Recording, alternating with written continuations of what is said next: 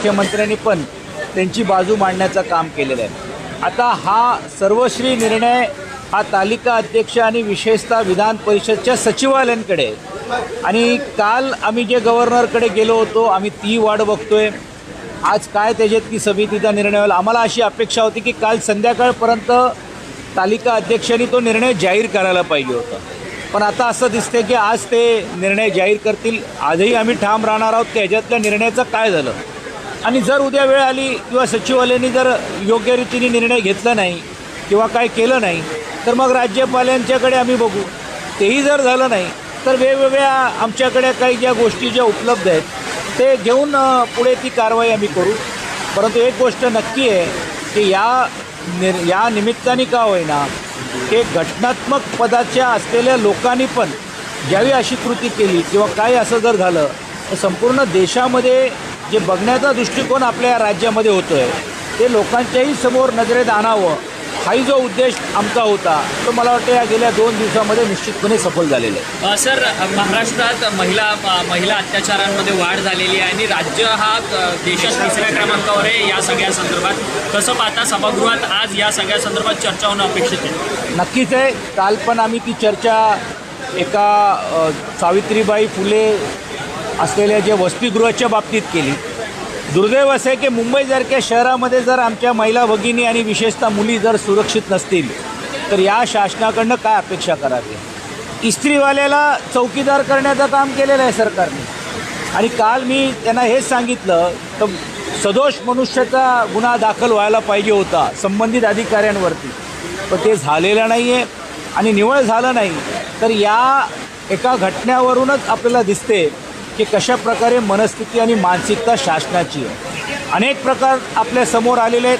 कायदा आणि सुव्यवस्थामध्ये अंतिम आठवड्याची ज्यावेळी चर्चा होणार आहेत त्यावेळी विधान परिषदमध्ये विरोधी पक्ष या नात्याने आम्ही तो प्रश्न मांडणार आहोत, पोटतिडकीने मांडणार आहोत. तुम्हालाही बघायला मिळालं असेल की महिलांचा ज्यावेळी प्रश्न आला त्यावेळी निवळ फक्त विरोधी पक्षाच्या लोकांकडनंच बोलणं जाण्याचं काम झालं. मग आम्ही थोडं जरा हातवरती केल्यावरती काही महिला बोलल्या, पण दुर्दैवी अशी आहे की जे आमच्या बरोबर होते त्यावेळी महिलांच्या प्रश्नाच्या बाबतीत बोलत होते, आता मात्र महिलांच्या प्रश्नाच्या बाबतीत का बोललं या शासनाकडनं होत दिलं जात नाही हाही प्रश्न आहे. आणि दुर्दैव असं आहे की जे गतिवान आणि वेगवान शासन सांगण्याचं काम जे होतं आहे देशामध्ये आज त्यांचं शासन आहे, राज्यामध्ये आज त्यांचं शासन आहे, हा शासन आहे ते कुशासन आहे असा प्रश्न महिलांवर्गावरती पडलेला आहे. आणि विशेषतः मुंबईसारख्या शहरामध्ये जिकडे आमच्या महिला भगिनी बिनधास्तपणे रात्री फिरू शकले असतात किंवा होऊ शकल्या असतात, आज या राज्यामध्ये तशी परिस्थिती दुर्दैवाने राहिलेली नाही आहे. अनेक महिला आणि मुली बेपत्ता झालेले तेही देखील पुढे होत नाही. दुर्दैवाने म्हणावं लागेल की इकडे जे महिला बाल कल्याणचे जे अगोदरचे मंत्री होते ते तर जात शोधायला गेले. महिलांच्या ज्या विधवा महिला आहेत त्यांच्या बाबतीतल्या त्यांना काय शब्दांनी वापरून त्यांना उच्चारायचा याची चर्चा होते. पण ती महिला जी सबळ व्हायला पाहिजे, ती महिला जी सुरक्षित व्हायला पाहिजे त्यासाठी दुर्दैवाने कुठचीही ठोस पावलं कुठच्याही रीतीने उपाययोजना आज तरी दुर्दैवाने दिसत नाही. आणि म्हणून या विधान परिषदमध्ये पण देखील सभागृहामध्ये पण या महिलांच्या सुरक्षेच्या बाबतीतला प्रश्न आम्ही अंतिम आठवड्यामध्ये आणि लक्षवेधीच्या माध्यमातून देखील मांडण्याचं काम करतो. सचिन भाऊ, सातत्याने पाऊस रायगड पनवेल भागामध्ये मोठ्या प्रमाणामध्ये मुसळधार पाऊस पडतोय. अनेक गावांमध्ये देखील पाणी शिरलेलं आहे, तिकडे मदतकारी पोचलेलं नाहीये. सर, त्यालाच एक जोडून प्रश्न आहे की सावित्री नदीच्या गाळ उपसावरतून सातत्याने प्रश्नचिन्ह निर्माण होते, त्याच्यावरतून धोरण करण्यात यावं अशी मागणी ज्यावेळेस तुम्ही महाविकास आघाडीमध्ये होता त्यावेळेस विरोधक होऊन भाजप आणि तिथेचे स्थानिक प्रतिनिधी करत होते. आता मात्र तीच परिस्थिती बदलली. मी स्वतः त्या रायगड जिल्ह्याचा एका काळामध्ये पालकमंत्री राहिलो आहे. आणि ज्यावेळी पूर परिस्थिती आली तर डिझास्टर मॅनेजमेंट ॲक्टिवेट व्हायला पाहिजे, पण ही पूर परिस्थिती पुढे येऊ नये म्हणून आपण मुंबई शहराच्या लागत डोपलर रेडार आपण आणण्याचं काम केलं होतं की जो दर्शवणार का किती पाऊस आहे 26 जुलैनंतर. तो डोपलर रेडार कुठे कोणाच्या रेडारमध्ये गेलेलं हेच माहीत नाही आहे. मुंबई आणि कोकण याच्यासाठी सुरक्षेच्या दृष्टिकोनातून अत्यंत महत्त्वाचा होता. ड्रेजिंगसाठी आपण केंद्र सरकारकडनं आणि राज्य सरकारकडनं निधी देण्याचं काम केलं होतं. आणि विशेषतः तुम्ही उल्लेख केल्याप्रमाणे सावित्री नदीमध्ये निवळ फक्त पूर परिस्थिती नाही तर मगरांचं पण खूप मोठ्या प्रमाणावरती शहरी भागामध्ये येण्याची भीती आहे.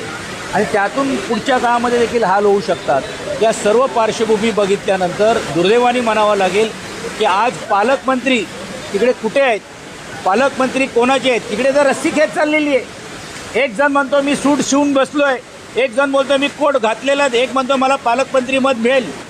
दुर्दैवाने म्हणावं लागेल ती मंडळी आज फील्डवर दिसत नाही आहे आणि आज तिकडची अवस्था अशी झालेली आहे की कोणीही देखील त्यांना मदत कार्यासाठी येत नाही आहे। म्हणून आमचं स्पष्ट म्हणणं आहे की या बाबतीत तातडीने राज्य सरकारने टीम पाठवली पाहिजे, त्या लोकांना आश्वासित केलं पाहिजे। पूर परिस्थिती जर झाली तर त्याच्यानंतरची काय तयारी आहे ही पण तयारी त्यांनी आता काय ते दाखवलं पाहिजे। आणि म्हणून विधान परिषदमध्ये मी स्वतः स्थगन या बाबतीतलं मांडण्याचं काम करणार आहे। डॉप्लरचा उल्लेख केला, त्या डॉप्लर जो कुलाबामधला डॉप्लर आहे तो गेल्या 2 महिन्यापासून बंद आहे। त्यामुळे आता हवामानाचा अंदाज जो आहे तो तज्ज्ञ व्यक्तींच्या द्वारे कळवण्यात येतो। आता यंत्र बंद झालेलं आहे आणि त्यातच पूर परिस्थिती जी आहे कोकणात निर्माण होते। राज्यात 3 डॉप्लर आहेत, मुंबईतला डॉप्लर बंद आहे। वस्तुस्थिती अशी आहे की जिल्हा नियोजनाच्या समितीमध्ये हा प्रश्न मी गेल्या 15 दिवस अगोदर मांडण्याचं काम केलं, तर कुठे आहे डॉप्लर रेडर, कोणाकडे लपवलेले आहेत, कोणाच्या मंत्र्यांच्या बंगल्यात ठेवलं आहेत का, फक्त त्यांच्या घरापुरतं मर्यादित हवामानचा अंदाज यायला। निवळ 2 वर्ष बंद झालेलं नाही आहे, हे गेल्या 1.5-2 वर्षापासून आज ही परिस्थिती जी झालेली होती ती त्यावेळी शासनाने निधी दिली होती, पण गेल्या 4-5 महिन्यामध्ये कुठच्याही प्रकारे हवामानचे अंदाज दुर्दैवाने चुकलेला पाहायला मिळत आहेत। आणि म्हणून कधी मुंबईमध्ये 5 दिवस पाऊस होईल असं म्हटलं जातं आणि 5 दिवस पाऊसच दिसत नाही। त्याचा काय MM पाऊस येणार आहेत, काय त्याची ग्रॅव्हिटी राहणार आहे, काय वेलोसिटी राहणार आहेत, या कुठच्याही गोष्टी होत नाही आहे आणि शासनाने याची दखल घ्यायला पाहिजे। पण शासन तिकडे निधी काढण्यासाठी आणि निधी वाटण्यासाठीच बसलेले आहेत, ही दुरवस्था आहे। आणि म्हणून हाही प्रश्न आम्ही विधान परिषदमध्ये मांडण्याचं काम करतो। जी तुम्ही प्रतिनिधित्व केलेल्या फुलवाड्यातल्या टाटा रुग्णालयामध्ये आज 11 जणांना अरेस्ट केलेले आहे। त्या रुग्णालयामध्ये उपचारासाठी येणाऱ्या लोकांकडून जे इंजेक्शन असतील या टेस्ट असतील त्या बाहेर करायला देतात आणि त्यांचे हप्ते आहेत त्या रुग्णालयातल्या कर्मचारी घेतानाचा उघड झाला आहे। त्यामध्ये 11 जणांना अरेस्ट केले। टाटासारखी एक संस्था ही देशामध्ये आणि जगामध्ये पण नामची नाही, पण हल्लीच्या काळामध्ये एवढं प्रायव्हेटायझेशन तिकडे चाललेलं आहे आणि एवढ्या मोनोपोलीज निर्माण झालेले आहेत, त्यामुळे असलेल्या तिकडचा प्रशासनाचा कुठेतरी दुर्लक्ष होतो आहे का हा प्रश्न देखील निर्माण होतो आहे। आणि म्हणून अशा घटना हे सरासरी घटना आहेत, ही तर एक घटना आहे जी लोकांच्या समोर आलेली आहे। पण मला आपल्या माध्यमातून सांगायचं आहे की ॲडमिशनपासून तर तिकडे बेड मिळवण्यापासून पण देखील अनेक गोष्टी होत आहेत आणि ते आज दुर्दैवाने टाळलेले जात नाही आहे। टाटाला जमीन जी दिलेली आहे हाफकिन इन्स्टिट्यूटच्या माध्यमातून तिकडे भविष्य काळामध्ये रिसर्च सेंटर व्हायला पाहिजे होतं, आज रिसर्च सेंटर न करता तिकडे नंतर तो निर्णय बदली करून नर्सेसचा तिकडे असलेल्या हॉस्टेल तयार केले जाईल। आणि आज माझी माहिती अशी आहे की ते हॉस्टेलच नाही आहे तर काही फक्त असलेल्या तिकडच्या वरिष्ठ कर्मचाऱ्यांसाठी त्यांचे चांगल्या रीतीने फ्लॅट बनवण्याचं काम झालेलं आहे। म्हणजे याचा अर्थच असा आहे की टाटाची मूलभूत जी रचना, टाटाची मुंबई शहरामधली जी क्रेडिबिलिटी जी आजही आहे, पण काही प्रशासकीय यंत्रणाच्या माध्यमातून ती ढासळत चाललेली आहे आणि त्याही बाबतीतली लक्षवेधी ही पुढच्या आठवड्यामध्ये आम्ही लावण्याचं काम करणार आहोत।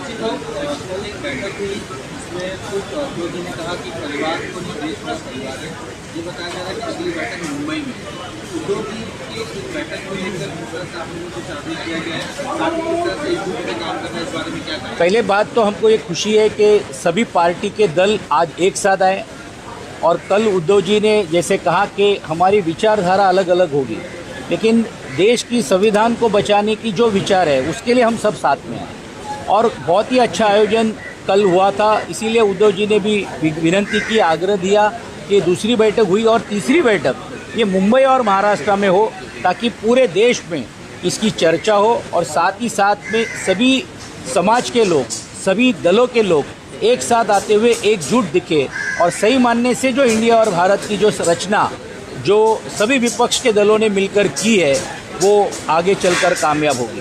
कुछ लोग कहने के लिए कह रहे कि 27 पार्टी वर्सेस एक पार्टी, पर कल आपने देखा कि एनडीए को भी, भारतीय जनता पार्टी को भी एनडीए की मीटिंग बुलानी पड़ी।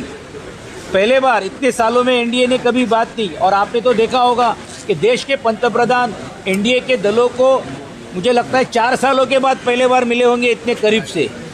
और मिलने का काम हुआ। इसका मतलब ही ऐसा है कि एनडीए में 38 पार्टियां हैं, तो ये लड़ाई 38 पार्टियां वर्सेस 27 पार्टियां, और जो देश का माहौल और विशेष तौर के पर राज्य का माहौल जो बदलते जा रहा है, जिस तरह से कूटनीति कर सरकार को ताबे में लिया जा रहा है, उसके तहत आगे की चुनाव उनको एक बहुत बड़ी चुनौती है, ये समझ के ही एनडीए का गठन और एनडीए की बैठकें लगाई जा रही है। याला जोडून प्रश्न आहे की काल परिषदेमध्ये सुधीर भाऊ म्हणाले की सचिन भाऊ काही दिवसांमध्ये भाजपमध्ये मला वाटते कालच मी त्याच्यातला उत्तर दिला आणि मी कालच सांगण्याचं काम केलं की बाबा त्यांच्या माझ्यावरचा जो जुना प्रेम आहे, पण तोच प्रेम त्यांनी त्यांच्या पक्षातल्या खासदार हंसराज अहिरांवरती पण ठेवावं. म्हणजे एक अहिर जरी त्यांच्याकडे जे येणार नाही आहेत, किमान आहे त्या अहिरांना तरी देखील त्यांनी पुढे मदत करावी, तरी देखील विषय सुटेल. सॉरी तुम्ही ऐसा कोई चुनाव आसान नहीं होती है. पब्लिक परसेप्शन जब तक बदलेगा नहीं, तब तक कोई भी चुनाव को सामने जाते हुए, आज पब्लिक परसेप्शन बदल रहा है. आज विकास की बात जो कर रहे थे, किस तरह से विकास में हम कमतरता हो रही है, हमने उनके पार्टी के लोग बोल रहे हैं. और साथ ही साथ में देश में सांप्रदायिक जो माहौल जो होना चाहिए, जो हो रहा है, उसके तहत जो समाजों में कटुता निर्माण हो रही है, उसमें बहुत बड़े जो जानकार हैं, जिन्होंने मोदी जी के नेतृत्व में ये सरकार को लाभ कर देने का काम किया जाति धर्म के आगे जाकर, वो भी आज सोच रहे कि ये क्या चल रहा है. जिस तरह से मणिपुर, जिस तरह से कश्मीर जल रहा है, जिस तरह से अन्य राज्यों में परिस्थिति हो रही है, दंगे बढ़ रही है, ये माहौल कोई अपने देश के 21वें शतक में जाने के लिए नहीं है. इसलिए चुनौती हम नहीं समझते कि चुनौती बहुत ही आसान है, लेकिन हम नामुमकिन भी नहीं है. ये हर चुनाव जो बाय इलेक्शन हो रहे हैं उसमें हमको देखने को मिल रहा है. टाटा कैंसर हॉस्पिटल ने अपने कर्मचारियों के खिलाफ 21 कर्मचारियों के खिलाफ एफआईआर दर्ज करवाई है, क्या कहना चाहते हैं?